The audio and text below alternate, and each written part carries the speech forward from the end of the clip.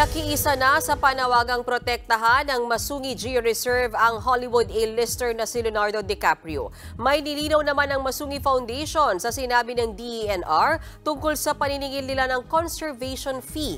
Narito ang report. Bukod sa pagiging award-winning Hollywood actor, kilala rin si Leonardo DiCaprio sa kanyang pagiging makakalikasan. Ngayon nga, nakiisa na rin siya sa mga panawagang protektahan ng kagubatan sa Masungi Geo-Reserve dito sa Pilipinas.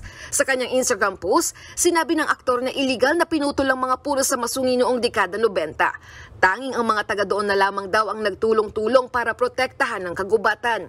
Binigyang diin ni DiCaprio na nanganganib muli ang Masungi dahil sa umano'y banta ng Department of Environment and Natural Resources o DENR na kansilahin ang kasunduang protektahan ito para sa umano'y pag-angkin sa lupa.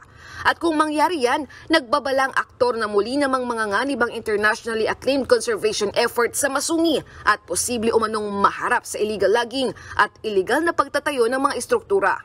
Dahil dyan, nanawagan na mismo ang Hollywood actor kay Pangulong Bongbong Marcos na protektahan ng Masungi. Sa pahayag naman ng DENR, sinabi nilang pinahahalagahan nilang sa loobin ng mga eksperto at mga kilalang personalidad kaugnay sa pagprotekta sa likas na yaman ng ating bansa. Giit pa ng DENR, walang sino man ang makakatakas sa batas. Dagdag pa ng ahensya, pagmamayari ng mga Pilipino ang lupang kinatatayuan ng Masungi Geo-Reserve Foundation. Ang paniningil umano sa publiko ng mga resort sa Masungi ay paglabag sa batas ng Pilipinas. Itinanggi naman niya ng Masungi Geo-Reserve Foundation. Nilinaw nila na isa silang non-profit conservation group na rehistrado rin sa Securities and Exchange Commission. Nilinaw din ng grupo na napupunta ang kanilang conservation fee sa pagprotekta sa Masungi. As a non-stock, non-profit foundation, lahat po ng nakukuha nating conservation fees napupunta para sa mission ng aming organisasyon, para sa pangangalaga ng Masungi, ng kanyang buhay ilang, mga hayop, halaman, at ang pagre-restore o panunumbalik ng forest. Nitong Marso lang nang isulong sa Kongreso ni ACT Teachers Party List Representative Franz Castro na imbestigahan ang mga resort na itinayo sa ilang bahagi ng Upper Marikina River Basin na sakop din ng Masungi. Sa ngayon, nasa 10 resort na raw ang nag-ooperate sa Geo-Reserve.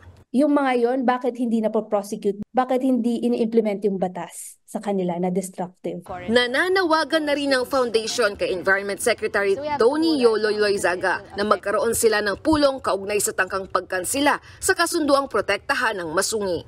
Nagbabalita mula sa Frontline, Elaine Fulgencio, News 5. Mga kapatid, may Los Baños po. Huwag magpahuli sa mga balita at impormasyong dapat ninyong malaman. Para sa mas malawak na balitaan at diskusyon, mag-follow at mag-subscribe sa social media pages ng News 5.